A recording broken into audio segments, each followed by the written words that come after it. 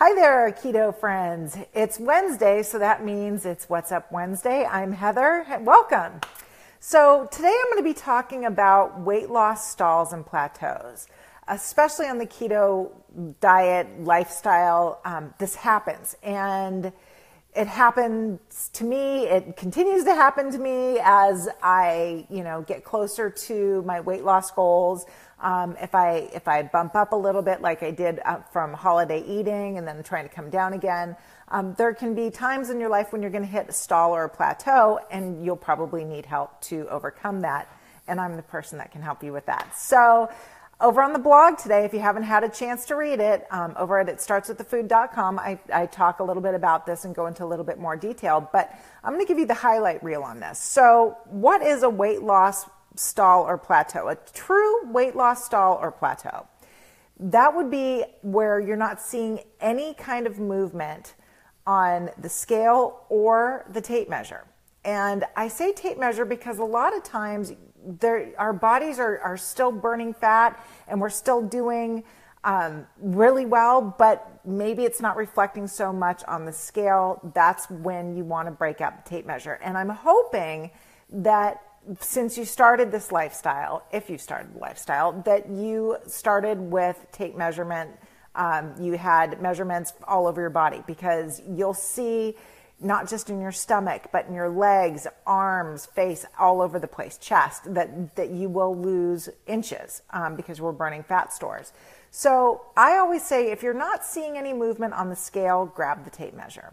Now, if both of those things aren't showing any kind of movement, downward movement for you, the next thing you're going to want to do is have that honest conversation with yourself of, are you doing all the things that you need to be doing? Are you staying diligent? Are you staying within those keto parameters? Have you been eating enough fat, and have you been watching your carb intake?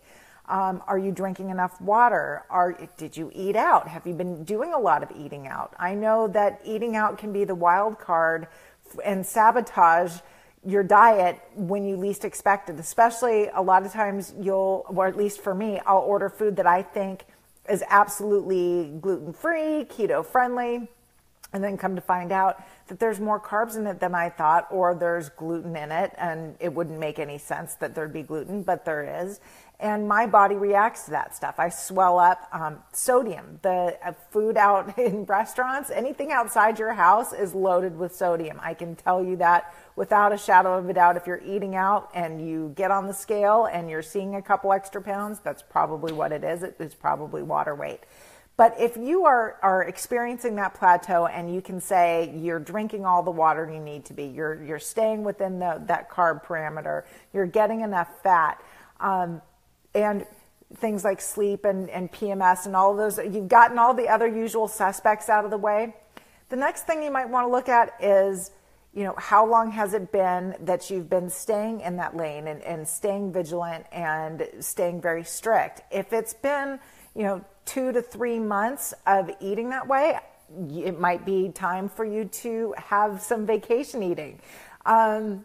I've been lucky enough to actually go on vacation every 3 to 4 months over the last couple of years. Not necessarily big vacations, but maybe weekend getaways or what have you. But during those times, I take advantage of it. And I don't go off the rails. I don't go completely crazy, but I will indulge in things that I might not normally indulge in and have some extra carbs. I might have those potatoes and might have a couple of drinks, and there might be some sugar coming in and some of those things. And yes, that will reflect almost immediately in my clothes and on the scale, but don't panic. Usually when you come back, or at least when I come back and get right back into it again, those initial pounds will fall off. Plus, I really kind of kickstart my body again into that deeper fat burning mode. One of the ways to really achieve that is to do a 24-hour fat fast. If you haven't done intermittent fasting, that's another thing that I would add in for sure. That always helps. But if you're kind of reluctant to do the intermittent fasting, or maybe you're doing the intermittent fasting and still not seeing anything, the fat fast is a great way to kickstart your body and really deepen that ketosis and that fat burning level for you.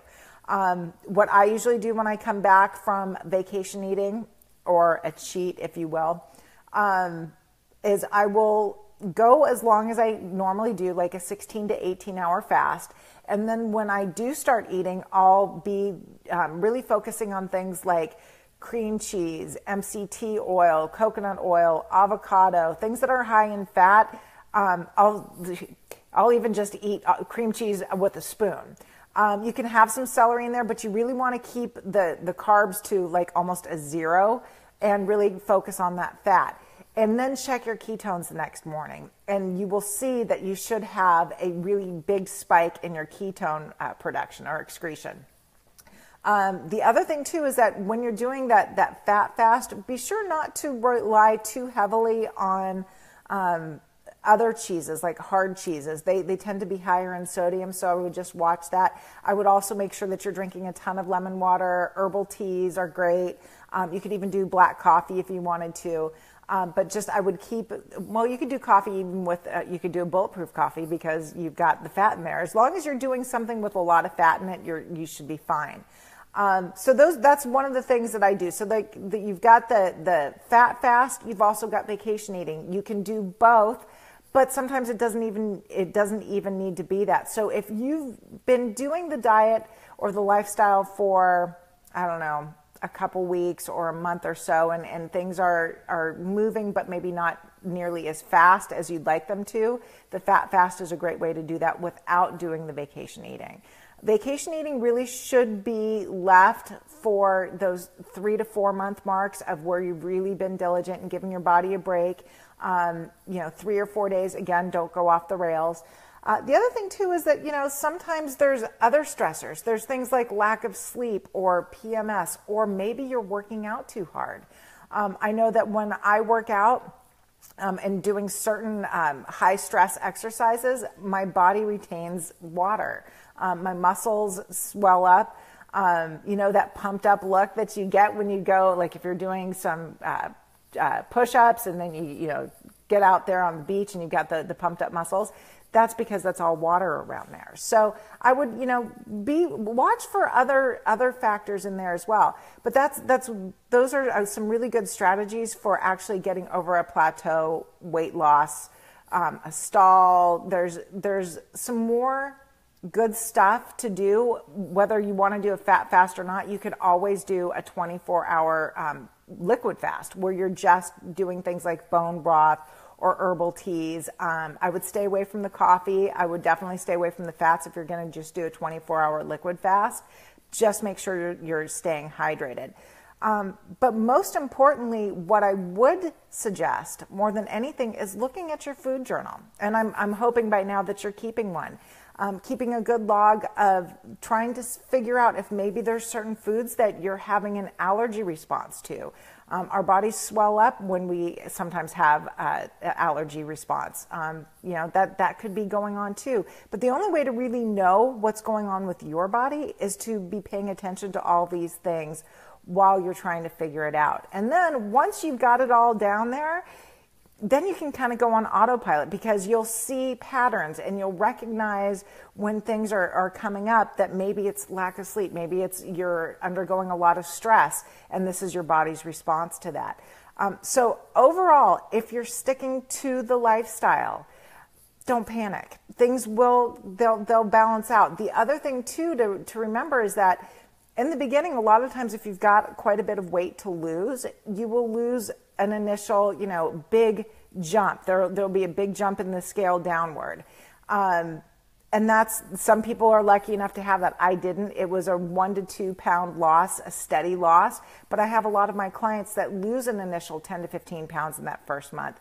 And then things kind of slow down drastically and they'll go down to like a 1 or 2 pound loss. And then they start thinking that that's a weight loss stall or plateau, when in fact it's just your body starting to really regulate and get used to this. And then there'll be that balance where overall, when you look at that 3 month period, you'll go, oh yeah, it was an average of a 1 to 2 pound loss per week. Nothing too drastic, because if you lose a lot of weight and you continue to lose a lot of weight, you will gain some of that back, and we don't want that. We want you to continue to lose and feel better and have those energy spikes and have the scale showing and have the tail of the tape reflect all of your hard work. So those are just a few tips and strategies for me. And here's the other thing. If you've done all of those things, I've got a few more tricks in my bag. So you're always welcome to reach out to me. If you haven't booked your free discovery call, please do that. Head over to itstartswiththefood.com. Work with me. On the Work With Me section, there's a free discovery call. I'll be happy to talk to you and see if maybe there's some other ways I can help you. Next week, I'll be doing some more tips and tricks for some weight loss stalls and plateaus, along with a great recipe on the blog. So meet me back here next Wednesday, same bat time, same bat channel. Take care.